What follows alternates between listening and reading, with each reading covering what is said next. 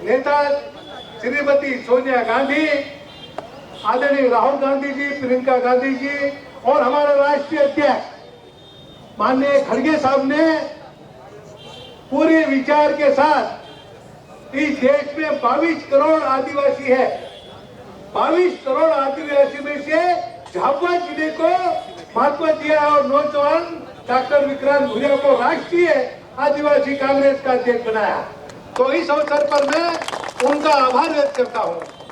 उन्होंने झाबुआ जिले से हमारे नौजवान को चुन के और राष्ट्रीय अध्यक्ष की जवाबदारी दी है, तो मैं उनको धन्यवाद देता हूँ।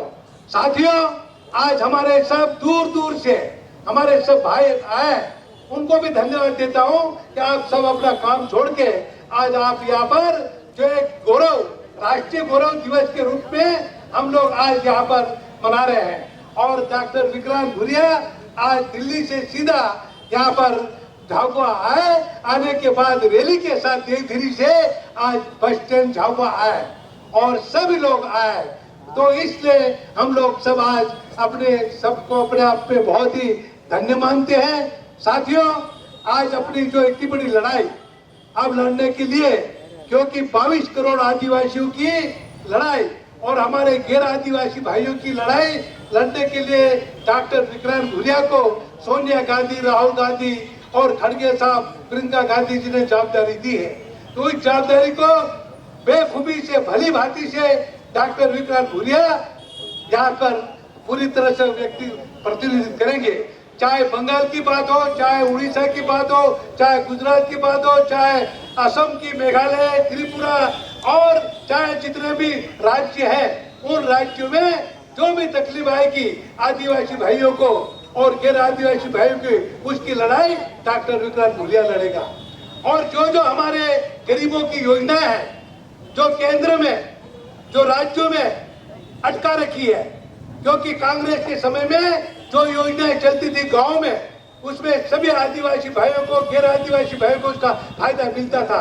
पर इस भारतीय जनता पार्टी ने वो योजना उन्होंने बंद कर दी और बंद करके और पंचायत राज भी हमारा खत्म कर दिया, सरपंचों का सारा अधिकार छीन लिया और आज एक ही बना, उन्होंने पंचायत सचिव और पंचायत इंस्पेक्टर को अधिकार दे दिया और सरपंच हाथ पे हाथ देके बैठे, वो उनके पास एक पैसा नहीं आ रहा और वो पैसा सब समिति सेवक और पंचायत सचिव के पास आ रहा और भाजपा वाले नकली मास्टर तैयार करके और सारा खर्च बता रहे।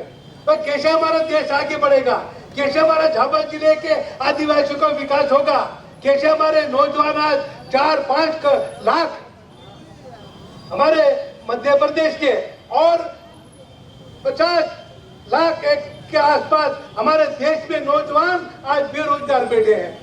20 साल से और 15 साल से सरकार दिल्ली में बैठी, एक भी नौजवान को नौकरी नहीं दी, एक भी हमारी बहन बेटी को नौकरी नहीं दी, एक भी किसानों का कर्जा माफ नहीं किया, एक भी हमारे लोगों को मदद की। वो ऐसी कैसी सरकार है? उस सरकार ने हमारे गरीबों का हक छीन लिया है, उसकी हमको लड़ाई लड़नी है। डॉक्टर विक्रांत भूरिया दिल्ली में आवाज उठाएगा, पूरे देश में आवाज उठाएगा और हमको भी यहाँ पर आवाज उठाना बहुत जरूरी है। हमारा हक, किसानों का हक, काम मजदूरों का हक, महिलाओं का हक, नौजवानों का हक उनको मिलना चाहिए। उसकी लड़ाई हमको लड़नी है और आगे भी लड़ते रहेंगे। ये बात करने के लिए हम लोग आपके बीच में आए हैं और विक्रांत से मैं कहूंगा, पूरे देश के गरीबों की लड़ाई, आदिवासियों की लड़ाई और आम आदमी की लड़ाई लड़ना है और जो योजना बनती है वो योजना गांव-गांव जो योजना पहुंचे, ऐसी योजना के लिए वहां पर अपन को आवाज उठाना है।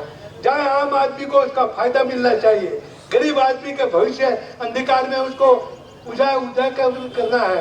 कर्जा जो दुनिया भर का बीजेपी ने बढ़ा दिया गरीबों पर, वो कर्जा भी माफ करने के लिए, क्योंकि कमलनाथ सरकार ने 2-2 लाख रुपया माफ किया था, उसके पहले सोनिया जी और इंदिरा गांधी ने सब लोगों को कर्जा माफ किया था और हमारे लोग हल्के होते थे।